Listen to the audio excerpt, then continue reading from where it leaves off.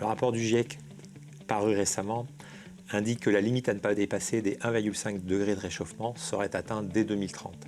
C'est forcément une catastrophe environnementale et les mesures annoncées par notre président Macron avec le lancement d'un programme ambitieux sur le nucléaire et sur le renouvelable n'est pas suffisant.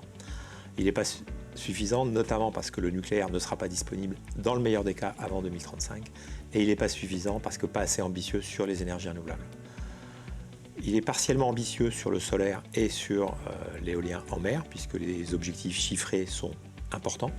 100 gigawatts en 2050 pour le solaire, 40 gigawatts pour l'éolien en mer.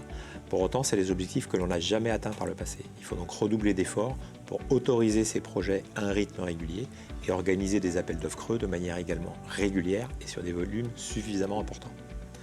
En matière d'éolien terrestre, l'ambition est insuffisante et injustifiée. Il y a plus de 10 gigawatts de projets éoliens en cours d'instruction dans les administrations françaises qui sont bloqués pour différentes raisons. Soit des avis négatifs systématiques de la CNPN, soit des demandes systématiques de dérogation pour les espèces protégées. On pourrait très facilement accélérer le rythme d'autorisation des projets éoliens terrestres et ça permettrait de contribuer au déploiement de ces énergies, éolien terrestre, éolien offshore, solaire.